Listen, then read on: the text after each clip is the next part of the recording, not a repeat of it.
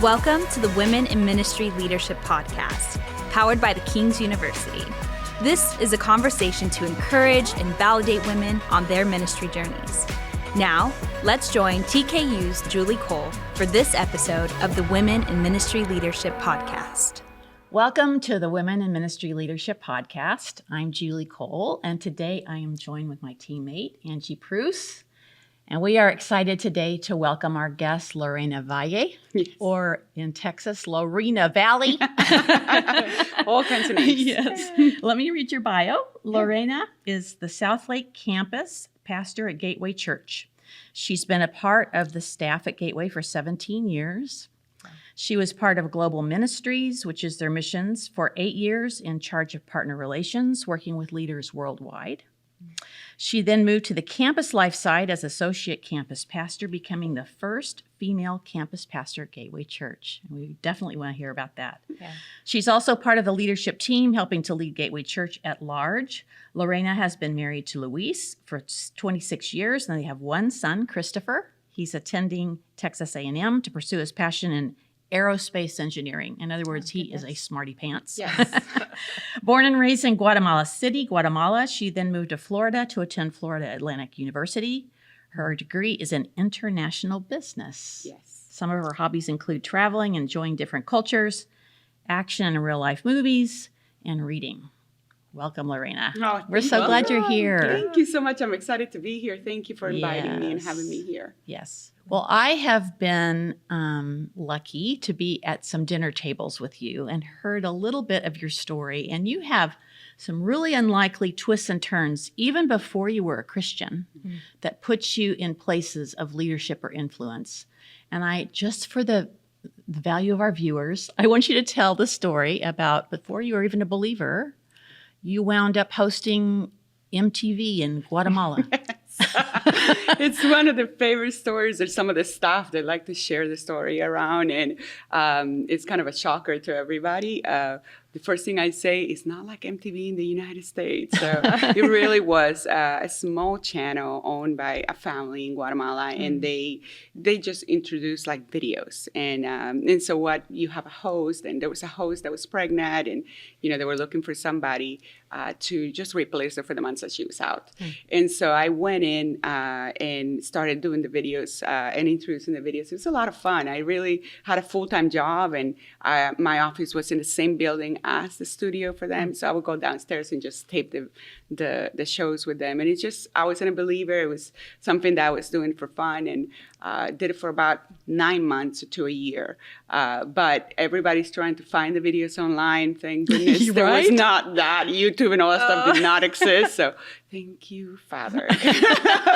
Some say they found it. I don't believe so. It was it doesn't exist anymore. But yes, it was a lot of fun. And I just, even in that season in my life, I didn't know the Lord. And I actually met my husband who brought me to the Lord during that season.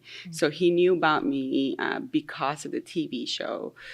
People had seen it. And so he wasn't impressed by it. He actually was able to really share the gospel with me in that time of my life, which everything looked great. You're on TV, you're young. I was 17, Wow. And so everybody would think like she's got it made. But really I was empty inside, very bad household, just lots of issues in my home. And so he saw past what everybody would see and share the gospel with me. And that's how I came to Christ at that age, during that season. That's amazing. The grace of God, right? Yes. The grace of God found me in that hard season. But the Lord used really that season for me to realize how life was not about what I thought it was about. I actually ended up resigning because some of the things that I experienced during that time, I just knew there was something that wasn't right. And I didn't want to live that lifestyle. I didn't want to be in that world. And I didn't know what that meant. I just felt like it wasn't right. And so my husband then befriends me and invites me to breakfast and shares the gospel. And he just says, I have a relationship with God. I love to tell you about it. And invites me to a small group, young adult small group. And there's like 50 kids in the living room. We're all sitting literally on the floor. This is in Guatemala. And I just, he was a worship leader. So he tells everybody, close your eyes and let me sing, a song that he has learned since he was a little boy. And really was the story of the crucifixion. And so he starts singing the song. I was raised Catholic, but I tell everybody I was a bad Catholic. I never actually went to church, barely. So I really didn't know anything about Jesus more, that he was up on the cross, and I didn't know why, how he got there, nothing. And so he tells a story, sings this song that tells the story of why and how much he loved me. And this is why he died, to give me eternal life. And I remember crying literally the entire time. Now, I've never heard anything. We're all sitting there with our eyes closed, and I'm just weeping. And at the end of that song, I gave my life to Christ in a small group. So I tell people, the Lord has his timing and uses so many different things to bring you to him. It doesn't necessarily have to be the way we always think. You go to church, you hear the gospel, those things. The Lord will encounter you when the time that he has for you. And if you're willing to share the gospel with people, he will find you wherever you are. That's incredible. Yeah. So you're 17, you're working, you're somewhat of a celebrity. You find your future husband. Yep. How did you wind up getting into international business, and then seems like a pretty far leap into ministry from there? How did that go? For sure. So definitely many, many turns. So how that happened, I really always had a passion for the law. My mom is an attorney. Okay. And so I wanted to be an attorney. Yeah. Talk about big loops and everything in your life, right? I really love the law, but my mom was afraid for me to practice law in Guatemala, where it could be very dangerous. Okay. And so she really encouraged me to do something else. So I started looking around what that meant. My older sister was in international business. And so I've heard a lot of that.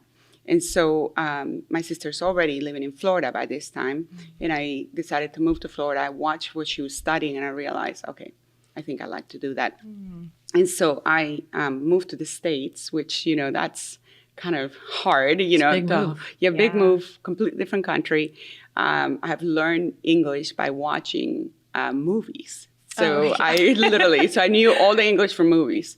I would put the closed caption and read the words that I didn't understand and look them up and all those things. So I remember getting to college, and the first class, Sociology 101.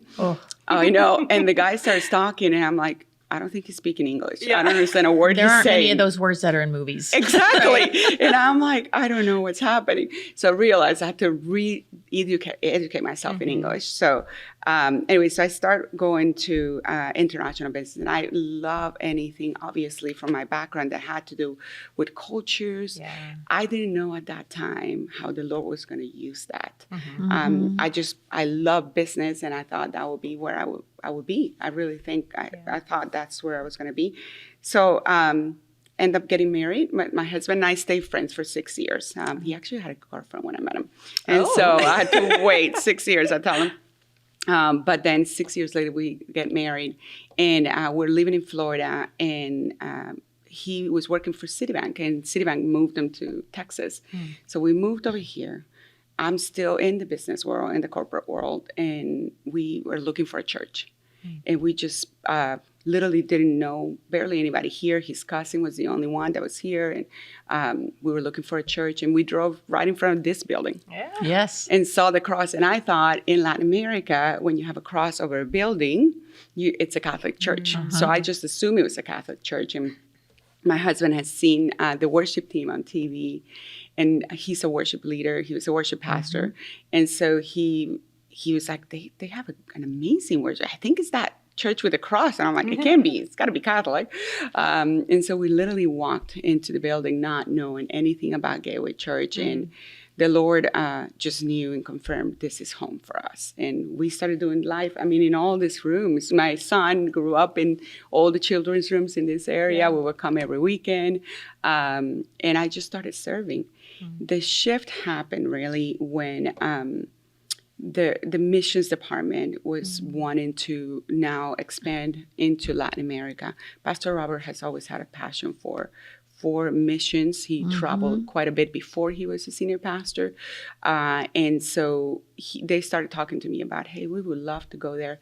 And then I started asking myself, like, is this, Lord, are you calling me into ministry? Which coming from a background that was not related to any religion at all, and seeing my husband, who was a worship leader, I always thought for sure my husband would be the pastor, especially being a female. That's what goes through your mind. For sure, my husband is the one. And then something started stirring in me. And I tell people, the Lord develops burdens in your heart for certain things when he's shifting your season. And I started getting a burden for missions internationally and giving back to countries like my country that needed so many things. And so I started praying about it. The church asked me, would you join our missions team? And I said, yes. My son was 2 years old. I was driving very far downtown Dallas to work, and I knew this would be a lot closer. We can do more of a family life. And so, and then, of course, the passion of just being in mission. So I said yes, and trusted the Lord for the rest. I started just in the missions department doing whatever, back in the day we were a small team and you do everything, And so I helped in everything that I could. And little by little, the Lord started developing a burden in me for ministry. I was mostly in the administrative role. I was a director. So that's kind of what my role really entitled, or my job responsibilities. And then one day I had a pastor ask me, would you ever consider pastoring? And I never saw myself as a pastor. I never saw myself that way. Like I said, I always thought my husband would be the one. And so I remember sitting down with him and saying, I don't know how to pastor. I don't know what that looks like. And he said, I'll help you. I'll show you. I'll walk you through it. And I prayed. I said, Lord, is this what you want? And is this where I should go? Is this a step? I never had this long-term plan. I've always been one step, what is the Lord putting in front of me? And is this, Lord, what you want me to do? Might be because of my upbringing. I tell people when you're in Latin America, you don't tend to dream very high because there's certain limits that you can have. And so the Lord shifted that over the years. But at that point, I was just whatever is in front of me, I'll be obedient and honor that. And so I said, yes, I joined the pastoral team, and it's been now about 8-9 years that I've been pastoring, and fell in love with what pastor really means, being the one-on-one with people, encouraging, helping, really spiritual leadership, and changed the way I look at my own personal spiritual leadership, changed the way that I pastor. It just changes your life to be able to do that. And it's such a privilege, really, to be able to pastor people. So that's how all the turns ended up in pastoral leadership. Wow. Yeah. Hey, I want to tell you about one of the ways the King's University is committed to making higher education affordable to you. TKU has teamed up with Gateway Church to offer all new and returning students up to $1,500 off tuition expenses annually through the Blessed Life Scholarship. This scholarship is available to both in-person and online students, including part-time students. Along with Blessed Life, TKU offers many other scholarship options. So if you've been considering an undergrad or a graduate degree but need some financial support, check out tku.edu/scholarships and find a scholarship option that fits your needs. I know it's different for every pastor, but what does a day in the life of Lorena Valle look like as a campus pastor? As a campus pastor. So it changes depending on the role and the season that you're in. I was thinking about it this morning, even coming here, that depending on what's going on and what the Lord has called you to do in the season that you're in, and especially if you're leading a team or leading other pastors, it looks very different. Right now, what it looks like is I get the privilege to lead the Southlake team and the Southlake Campus team and the pastoral team and ministry teams. And so for me, a lot of my time is actually developing that team. My heart is to serve them and develop them, because they're the ones that are doing a lot of the ministry. And so what I tell them is, I'm here to serve you. And in that sense, I'm both leading and I'm serving. And so, yes, there'll be times where I'm leading. I'm just showing them the way of where we're going. But at the same time, I'm here to serve you and help you develop. And so my heart is to be a combination of those two. So most of my time is doing that. A lot of my time also is being with the congregation. I love being around people, and campus life allows you the privilege to really do life with people. And so I'm intentional about being around the congregation, about getting to know them, hearing their stories, praying with them, something going in their life. If there's a hospital visit and people that are sick, I want to be present. I want them to know that they know their campus pastor and they're connected to their campus pastor, and the pastor cares for them. The same time, I want my team to do the same. I want them to be available to the congregation. And so I'm constantly, you're constantly managing that tension. You're leading, you're serving, and then you are pastoring. And so those are the three things really that occupy most of my time. That's great. You're a Hispanic woman in ministry leadership. Yeah. That puts you in the minority in a lot of tables you might sit at or ministry situations you might be at. Can you share with us some of the challenges or even joys that has presented for you? Yeah.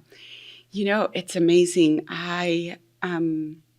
Maybe because I came from the corporate world, a lot of the times I didn't think too much about it because I was used to, either being the only female in the room or being around a lot of leaders that were females. I also grew up in a household where it was my older sister and myself. My mom was an attorney, so I was used to seeing that, and I was comfortable in it.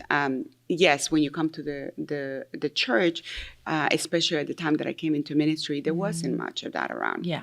And yes, I am Hispanic. I was born in a different country. I have an accent, all those things. Those were definitely, I think, challenges more personally than outwardly, because I had to overcome the fact that I am not going to sound the same as a lot of people. I'm going to think differently than a lot of people because of my upbringing.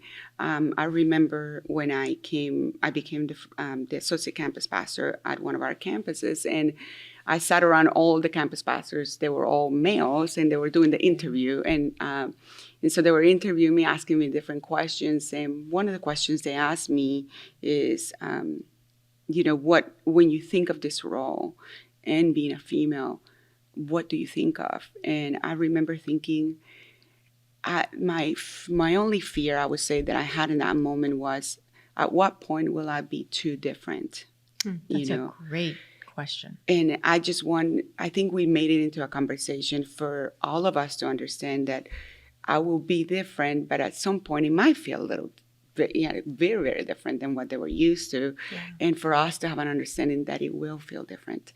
And so being a female and Hispanic, I had to get used to sometimes being the only women in the room, and I had to be okay that not everything was going to change from morning to night.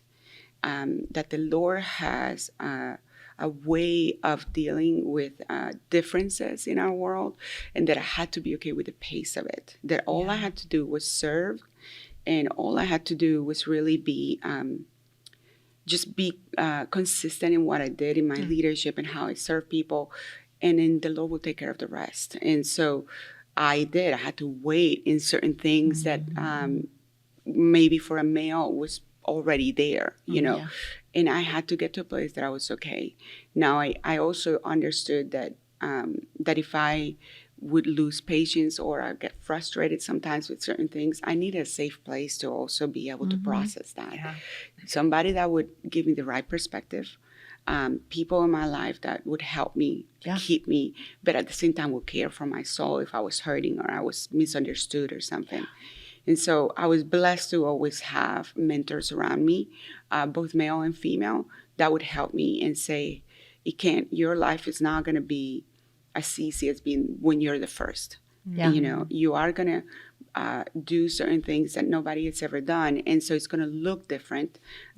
Just the fact that I'm female. Now add that to the fact that I'm Hispanic, and the accent and all the things. And you just have to do your best and be you, be comfortable in who God has made you to be, and just be faithful in what you do today. And the Lord will take care of the rest. So there were many times that I had to just walk out in obedience and wait. I learned one thing. I remember I've told this to a lot of female leaders. I said, I learned that there is God's timing for the changes that he does in your surroundings. But also there's a time for the leadership around you that they need to come to make changes. So instead of me trying to rush through those two things and try to force God's change and force the leadership change, I needed to be okay of waiting on those two. And so I waited until God opened a door. We all do that, don't want to promote myself, don't want to do. So I waited until God opens the door. And then for things that I would see that looked like needed to change, I waited for the leadership to find, and I've just prayed, Lord, open the door. And then, and if it opens, then I knew it was the Lord that was leading me that way. If it didn't open, then I was okay because I was waiting for him to do the work, not me do the work. And so in that, I knew that whatever I was doing at that time or didn't do also could cause women in leadership to delay in growth, the ones that were coming behind me, or be able to grow quicker in the way that I handle things. And so I was very cautious of that, but I didn't want to make it all about that. I wanted to be serving. I wanted to do the best that I can, but I wanted to also be cautious. Now, some of the joys I can tell you now that I really, really enjoy was then looking back and seeing women being in leadership. And see the women that came after, I walked those places. You were a trailblazer. Yeah. In many ways. And there were other women ahead of me that they were also trailblazing that I follow after. And so I think the biggest joy you get is when you look back and the things that at that time might have looked like it took 10 years to happen or it was hard for them, they don't even know that ever existed. And they just walk in confidence into those places. And to see many women come up in leadership, that to me is the most exciting thing. I had so much joy. There was a time I was gathering with a lot of women leaders at the church on staff. And I wasn't a campus pastor. I had moved into executive role. And we have talked about maybe one day we'll have, a female campus pastor. And I told them, we laugh about it now, but I told this group of like about 130 women, I said, one of you will get to be that. I didn't think it was me. And I said, and I'm going to celebrate. I'm going to be so excited. And it doesn't have to be me. I never felt like it needed to be me, the first in doing anything. I'm not competitive by nature. My heart was always for male and female. I just want them to walk in the calling of God, whatever that is. And so to see them walk into that would have been my biggest joy. And it was. As you walk this out and you look back and you see them, you're like, it really gives you a sense of satisfaction and a thankfulness. It's so important, it seems, to have those voices and those safe places to process. Because like you were saying, the women who went ahead of you, their challenges were different than your challenges. And then the challenges of those coming after you are going to be different too. What advice do you have for the women coming after you, either in seeking out and finding how to identify those right people to speak into their process and into their life, or just advice in general? Yeah, for sure. Having safe places where you can process your life and process your emotions, I think it's what I've learned the most. One of the things that I always appreciated, if you are a mentor to somebody, and mentor doesn't mean it's something like you sign a paper and you do. Like if you're speaking into somebody's life, is that that you are honest and you're for the person in all circumstances. And so the blessing that I found those times is that I moved into a pastoral position.